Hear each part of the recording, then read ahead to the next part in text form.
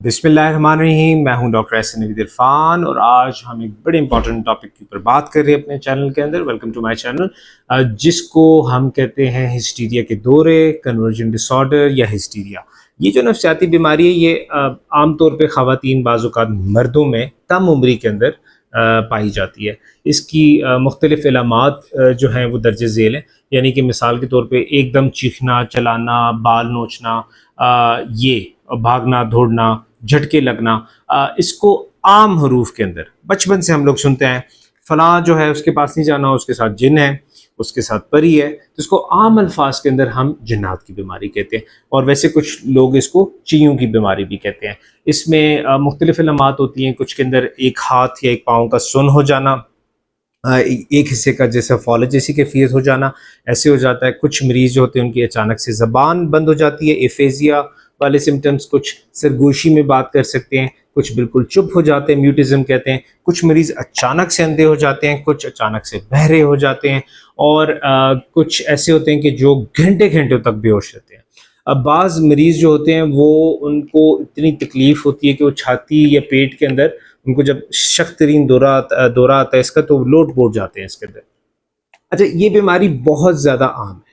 اکثر اوقات جو ہم مریضوں کو بتاتے ہیں کہ مریض یا ان کے گھر والے وہ رشتہ دار غلط چکروں میں پڑ جاتے ہیں. ہوتا کنورژن ڈس آرڈر یا ڈسوسیٹیو ڈس آرڈر ہے، لیکن وہ مریض کو کسی کے پاس لے جائیں گے جو اس کو داغے گا، یا اس کو دھونی کے نیچے آگ لگائے گا، یا آنکھوں کے سامنے جو ہے وہ کوئی چیز رکھے گا، یا انگلیوں کے اندر ڈنڈے پھنسا کے اس کو دبائے گا، تکلیف دہ والی چیز دے گا.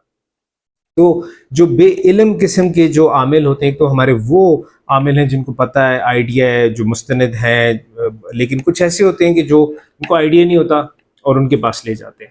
تو مختلف وجوہات ہوتی ہیں اس کی. مثال کے طور پہ اگر کم عمری کے اندر اگر ہم دیکھیں، بچوں کے اندر کیا ہوگا؟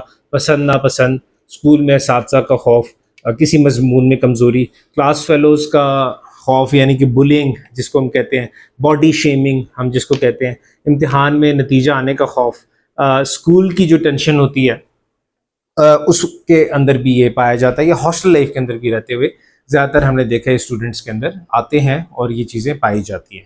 اچھا، اب اگر ہم دیکھیں تو اس کے اندر جو ہمارے بڑے حضرات ہیں، نوجوان حضرات ہیں، ان کے اندر بھی یہ ہسٹیریا کس طرح رپورٹ ہوتا ہے. ہمارے پاس آتے ہیں بے روزگار نوجوان، یہ جن کو نوکری نہ مل رہی ہو، پسند ناپسند کی شادی، اچانک ناگہانی کوئی قریبی رشتہ دار ہو، اس کے ساتھ اس کے اندر اگر کوئی بیماری آ جائے یا موت آ جائے، اور عام طور پہ ساس بہو کے جھگڑے اس کے اندر ہم دیکھتے ہیں.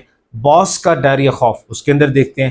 کچھ لوگ ہوتے ہیں جن کی اولاد نہیں ہوتی، بے اولاد ہوتے ہیں، ان کے اندر یہ سٹریس آ جاتا ہے.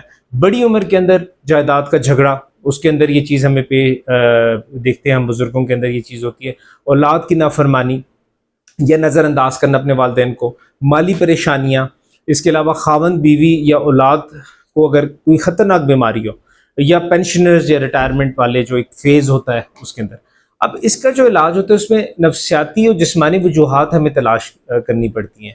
یعنی کہ ہمیں یہ دیکھنا پڑتا ہے کہ وجہ کیا ہے. اگر تو وہ صرف ایک سٹریس ہے اور جو پروسیس نہیں ہوا تو اس کو ہم سی بی ٹی کریں گے، کاؤنسلنگ کریں گے اور یہ سارا دیں گے.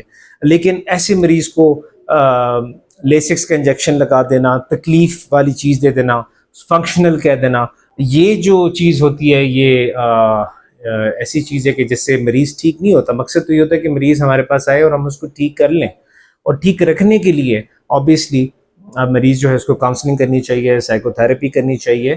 کچھ اگر مریضوں کے اندر ڈپریشن ہو یا اگر ساتھ کوئی اور نفسیاتی بیماری ہو تو اس کو میڈیسنز دی جاتی ہے. تو یہ بڑا ایک امپورٹنٹ کلچرل بیسڈ ہمارا جو ماڈل ہے اس کے اندر یہ بیماری بھی آتی ہے، جنات کی بیماری.